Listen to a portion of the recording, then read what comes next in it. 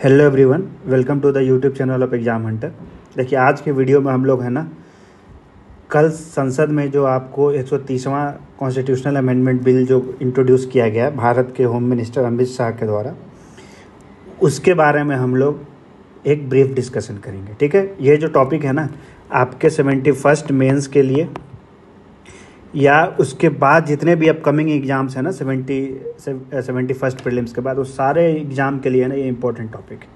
ठीक है, इसको लेकर आप देख रहे होंगे, आज न्यूज़पेपर में भी आप लोग पढ़े होंगे कि इसको लेकर जितना सारा डिबेट चल रहा है, डिस्कशन चल रहा है, तो उन सब के बारे में हम लोग एक बहुत ब्रीफ में है ना, आज हम उसके बारे में आपको एक डिस्कशन करेंगे, एक ओवरव्यू देंगे। ठीक है, उससे पहले जो लोग 71st BPSC दे रहे हैं वो लोग हमारा ये करंट अफेयर्स का MCQ बैच ज्वाइन कर सकते हैं, जिसमें आपको सिर्फ 99 रुपीज़ में 1000+ आपको MCQ क्वेश्चंस मिलेगा।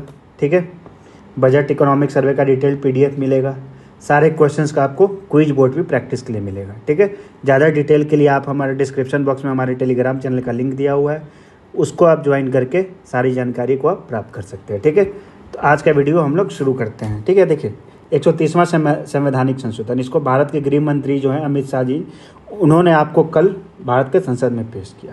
ठीक है, सबसे पहले इसके जो मोटे मोटे प्रावधान है उसके बारे में हम लोग चर्चा करते हैं। ठीक है, तो देखिए, इसका जो विधेयक के जो प्रावधान है, प्रोविजंस ऑफ द बिल है, तो देखिए ये इसका मेन मकसद क्या है ना, इसका मेन मकसद आप देखोगे ना, तो ये जो क्रिमिनलाइजेशन ऑफ पॉलिटिक्स है, ठीक है, राजनीति का जो अपराधीकरण है ना, उसको रोकना इसका मेन मकसद है। ठीक है, राजनीति का अपराधीकरण रोकना। तो इस बिल का मेन प्रावधान क्या है ना, कि आपको चाहे वो सेंट्रल कैबिनेट का मिनिस्टर हो या स्टेट कैबिनेट का मिनिस्टर हो, ठीक है, उन सब के ऊपर ऐसे केसेस, ठीक है, जिसमें 5 साल या 5 साल से ज़्यादा का सज़ा जिस केसेस में है, ठीक है, उस केसेस में अगर आप 30 दिन से ज़्यादा अगर आप जुडिशियल कस्टडी में हो उस केसेस में, ठीक है, तो आपको उस मंत्रिमंडल से आपको निष्कासित कर दिया जाएगा। ठीक है, तो ये इस विधेयक का आपको मूल प्रावधान है। ठीक है, कोई भी सीरियस चार्जेस किसी भी सेंट्रल मिनिस्टर हो या स्टेट काउंसिल का मिनिस्टर हो, ऐसे केसेस जिसमें 5 साल से ज़्यादा की सज़ा है, ठीक है, 5 साल से ज़्यादा सज़ा की प्रावधान है, ठीक है, वैसे केसेस में अगर आप कस्टडी में 30 दिन से ज़्यादा के लिए अगर आप रहते हो, तो आपको मंत्रिमंडल से आपको निष्कासित कर दिया जाएगा। ठीक है, ये आपको विधेयक का मूल प्रावधान है। ठीक है, और सबसे बड़ी बात यह है कि ये आपको प्राइम मिनिस्टर और चीफ मिनिस्टर पे भी लागू होगा। ठीक है, क्योंकि काउंसिल ऑफ मिनिस्टर्स में क्या होते हैं, CM भी होते हैं स्टेट के लेवल पे और PM भी होते हैं। ठीक है, दो CM और PM मिल के ही आपको काउंसिल ऑफ मिनिस्टर्स बनाते हैं। ठीक है, तो यहाँ पे देखिए, minister who is in custody for consecutive 30 days for an offence that attracts a jail term for at least 5 years, वह मंत्री जो किसी ऐसे अपराध के लगातार 30 दिनों तक हिरासत में है जिसके लिए कम से कम 5 वर्ष की जेल की सजा हो सकती है। ठीक है, वैसे लोगों को क्या कर दिया जाएगा, जो मंत्रिमंडल है उससे निष्कासित कर दिया जाएगा। ठीक है, तो देखिए, अगर ये जो आपको प्रावधान है, ये आपको सबसे पहले आपको जो मिनिस्टर्स हैं उन पे कैसे लागू होगा उसके बारे में बताया हुआ है। ठीक है, तो अगर प्रधानमंत्री, मुख्यमंत्री, ठीक है, को 30 दिनों के बाद, ठीक है, मंत्रिमंडल से उस पर्टिकुलर मिनिस्टर को निष्कासित करने के लिए स्टेट के लेवल पे गवर्नर को, ठीक है, और केंद्र के लेवल पे प्रेसिडेंट को रिकमेंडेशन भेजना पड़ेगा, प्रधानमंत्री और मुख्यमंत्री को।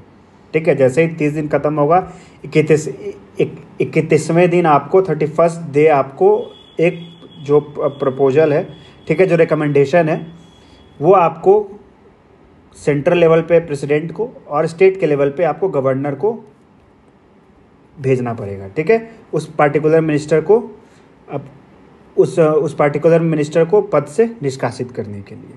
ठीक है, और सबसे बड़ी बात है कि अगर मुख्यमंत्री और प्राइम मिनिस्टर अगर रिकमेंडेशन नहीं भेजते हैं, ठीक है, तो वह स्वतः ही उसकी जो मंत्रिमंडल का जो सदस्य है, ठीक है, उसको निष्कासित माना जाएगा। ठीक है, अगर रिकमेंडेशन नहीं भेजते हैं तो 30 दिन के बाद 31वें दिन उसको स्वतः निष्कासित माना जाएगा मंत्रिमंडल के सदस्य के तौर पर। ठीक है, और उसमें एक ये भी प्रावधान है कि जैसे ही वो बंदा कस्टडी से रिलीज होता है, ठीक है, जैसे मान लीजिए कि एग्जाम्पल आपको दे रहे हैं कि अरविंद केजरीवाल जेल गए, ठीक है, तो वो जेल गए तो क्या हुआ, वो मुख्यमंत्री के पद से तो इस्तीफा उन्होंने नहीं दिया था। ठीक है, तो ये जो नया जो बिल आएगा ना, तो नया बिल से क्या हो जाएगा कि नया बिल अगर आया अगर लागू होगा तो वैसे केसेस में अरविंद केजरीवाल को 30 दिन के बाद उनको स्वतः ऐसा माना जाता कि वो मुख्यमंत्री पद से उनको निष्कासित कर दिया गया है। ठीक है, अगर ये कानून लागू उस समय होता तो। ठीक है, अगर आप अरविंद केजरीवाल के एग्जाम्पल से अगर आप देखिएगा, और जैसे ही वो कस्टडी के बाहर आते तो वो फिर से रीअपॉइंट होने के लिए क्या हो जाते, एलिजिबल हो जाते। ठीक है, तो ये आपको इस बिल का मोटा मोटा प्रावधान है कि इसका मेन क्रक्स क्या है कि जैसे ही आप कस्टडी में जाते हो, ठीक है, अगर 30 दिन से ज़्यादा आप कस्टडी में रहते हो, पुलिस कस्टडी, जुडिशियल कस्टडी में, तो आपको मंत्रिमंडल के सदस्य से आपको निष्कासित माना जाएगा। ठीक है, 30 दिन के बाद।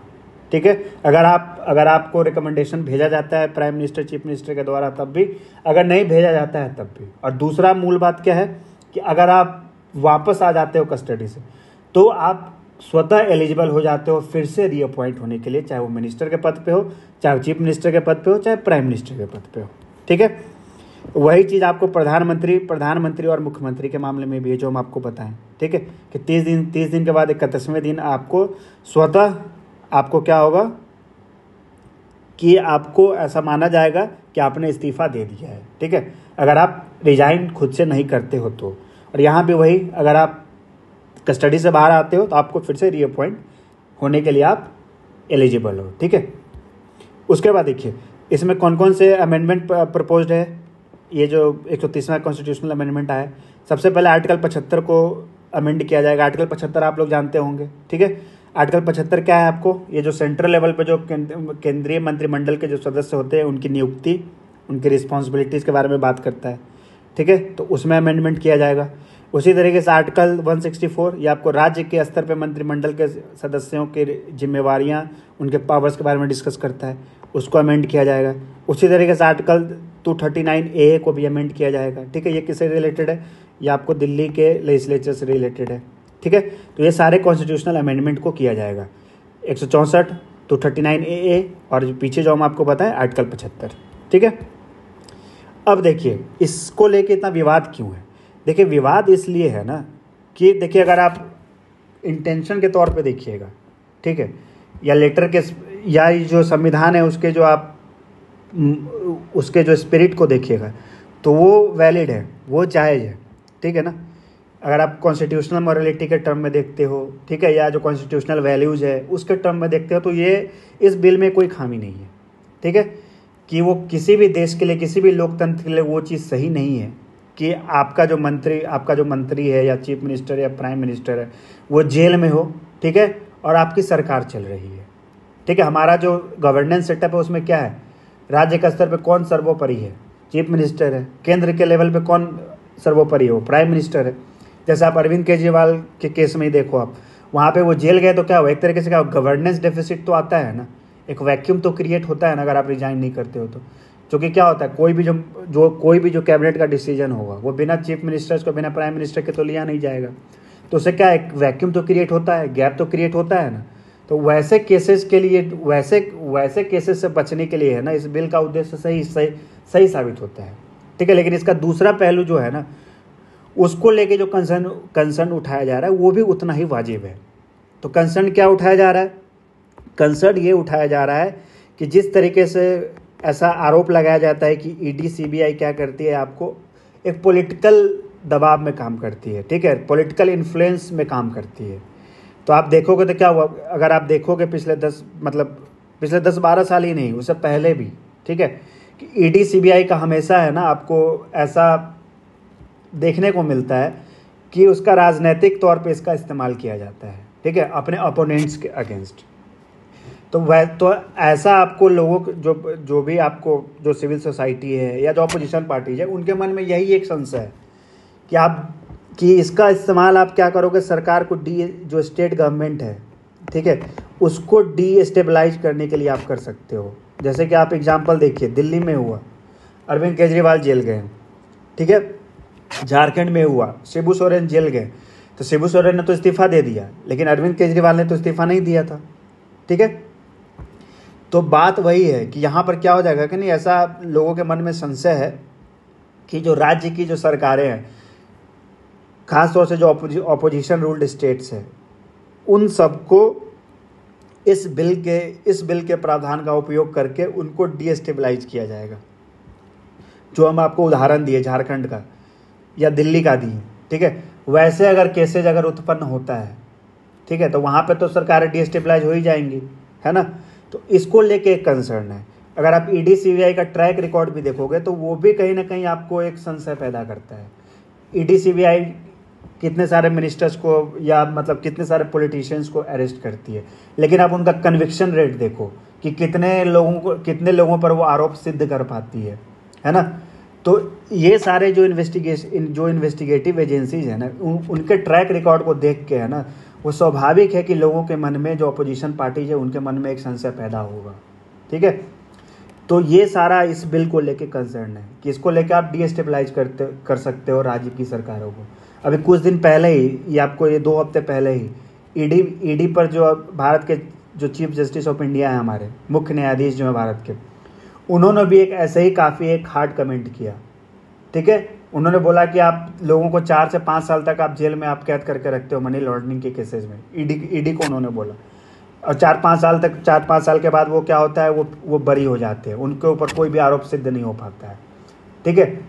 तो मतलब उनका जो भारत के चीफ जस्टिस ऑफ इंडिया, उनका यही कहना था कि ऐसा लगता है कि आप सिर्फ लोगों को अरेस्ट करने के लिए ही आप क्या करते हो कि आप मतलब लोगों को आप किसी न किसी चार्जेस, कोई ना कोई चार्जेस उन पर लगाते हो, ठीक है। तो ये सारा जो इन्वेस्टिगेटिव एजेंसीज का जो ट्रैक रिकॉर्ड है ना, उसको देखते हुए लोग, अपोजिशन पार्टीज के मन में एक डाउट है, एक संशय है कि कहीं ना कहीं इसका दुरुपयोग हमारे खिलाफ किया जा सकता है या हमारी सरकारों के खिलाफ किया जा सकता है, ठीक है। अगर आप देखोगे, अगर आपको क्रिमिनलाइजेशन रोकना ही है तो मिनिस्टर्स कौन बनते हैं? जो आपके एमपीज होते हैं, एमएलएज होते हैं, वही बनते हैं ना। तो आप शुरुआत वहाँ से करो ना कि एमपीज एमएलएज को जो आप टिकट देते हो चुनाव लड़ने के लिए, तो जिनके ऊपर आपको सीरियस क्रिमिनल चार्जेज है उनको आप मत दो टिकट, है ना। जैसे कि आप डेटा देखो, 2024 के लोकसभा इलेक्शन में क्या हुआ, लगभग 46% जो आपको एमपी जो इलेक्टेड हुए हैं उनके खिलाफ कोई ना कोई क्रिमिनल केसेज रजिस्टर्ड है, ठीक है। और ये पिछले से 2019 के लोकसभा, अगर आप लोकसभा का देखोगे तो उसमें आपको बढ़ोतरी देखने को मिलता है, ठीक है। तो लगभग देखो कि आधे एमपी हमारे क्या है, उनके ऊपर क्रिमिनल चार्जेज है, ठीक है। उसके बाद इसमें से देखिए कि लगभग जो 31% एमपीज है, लगभग 170 जो एमपीज हैं, ठीक है, उनके ऊपर सीरियस चार्जेज है, जैसे रेप हो गया, मर्डर हो गया, किडनैपिंग हो गया, क्राइम अगेंस्ट वीमेन हो गया, ये सारे सीरियस क्रिमिनल चार्जेज हैं। तो अगर आपको रोकना ही है कि भारत के राजनीति के अपराधीकरण को, तो आप शुरुआत यहाँ से कीजिए कि जो एमपी एमएलए का जो आप टिकट देते हो, ठीक है, तो वो टिकट ऐसे लोगों को आप ना दें जिनके ऊपर सीरियस क्रिमिनल चार्जेज हैं, ठीक है। तो शुरुआत वहाँ से होना चाहिए।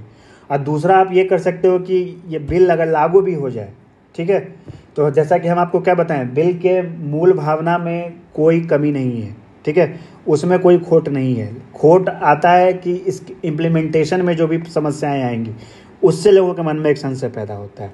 तो उसके लिए आप क्या कर सकते हो, उसके लिए आप जो है आपको ईडी और जो सीबीआई या जो भी इन्वेस्टिगेटिव एजेंसीज है जो जांच करती है, उनके ऊपर से क्या आपको जो पॉलिटिकल इन्फ्लुएंस है ना, उसको आप कम कीजिए, ठीक है।